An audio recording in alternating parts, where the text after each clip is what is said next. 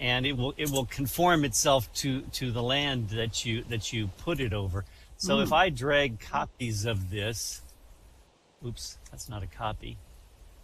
You may not be able to see this, and you'll want to video it later. As I drag copies of this around, it tilts itself at different angles so that it at least the beginning and the ending of each section of the fence conforms or lies on the ground. Mm-hmm. Yes, I see it conforming, and actually I am videoing now and getting your description because it will be useful for the video to get your description of it. Oh. Uh-huh. So you've already illustrated the conforming, uh, and I Yeah, see. now Go ahead. this one should be even more dramatic as it climbs up the hill. It's going to have to get really steep. Now, of course, to do this, there's no way in OpenSim of getting notification when something moves, which I think is something that they should have added in Second Life years ago. And so, how does it know when it's been moved? And unfortunately, that means it has to constantly be asking, "Am I still in the same location? Am I still in the same location?" And that would cause lag. If you had all of these pieces of fence, and after you're done setting it up, you don't want it to be running around doing all of that processing for no good reason after it's done. Mm-hmm.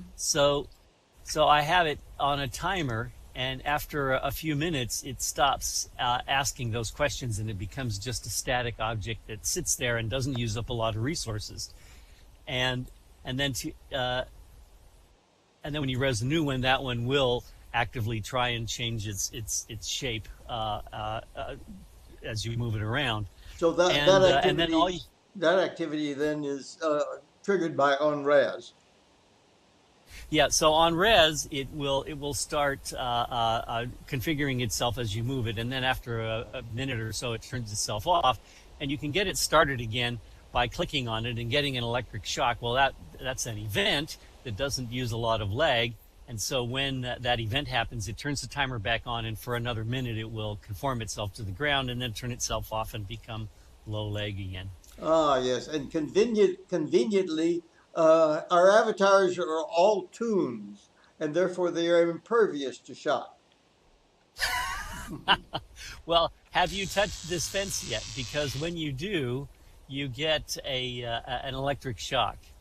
Yeah, And I'm going to do that. Well, I guess I have to fly. well, yeah. Actually, there's two ways that you can get a shock. One is by clicking your mouse on it, Oh, and the other is by running into the fence. But unfortunately, collisions don't work right in ODE, the physics engine that we're using here. And so the collisions don't work right. But in OpenSim 0.9 with the UB ODE physics engine, running into the fence does cause you to get an yes. electric shock. Yes, I So get. I can't. You got the zap. Mhm. And I've heard people say that the combination of those sparks and that sampled electric sound from a Tesla coil is so nicely timed that their hair stands on end even in real life while they're watching their screen. Well, I haven't got that much hair, but maybe it's standing on hand. But yes, okay, so we'll get that. Um, mhm. So there's a couple interesting things. I'm of course writing all of my scripts now in hopes that they will work on both OpenSim 0.8 and OpenSim 0.9, and there are lots of little differences. And one of them is that the way the shock works is there's actually a prim that's part of the fence, and it moves over until it's sitting in the center of your avatar, and then it emits the particles and makes the sound. So the sound sounds like it's coming from you. It sounds loud. Mm-hmm. When but there's a bug in OpenSim 0.8 that a prim wasn't allowed to move more than 10 meters from its last position. And so the ball couldn't get to your avatar if you clicked on the fence when you were really far away. But then in OpenSim 0.9, they fixed that, and you can be up to 256 meters away, and you can reach over and click on a fence, and that little ball runs over and gives you a shock. Uh-huh.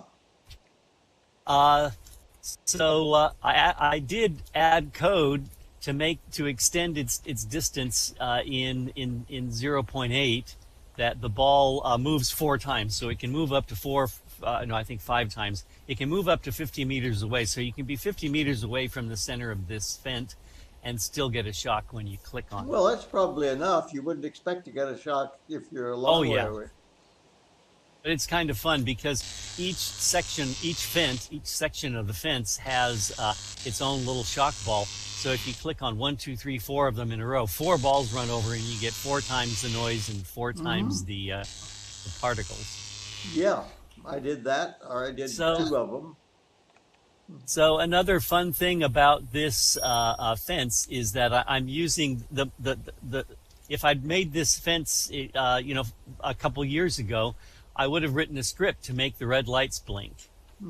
But these red lights are blinking without a script, and the way that they work is they're using a trick. It's a combination of mesh and texture maps, where I can have a texture map that's red on one side and transparent on the other side, and have it animated to switch between transparent and lit up and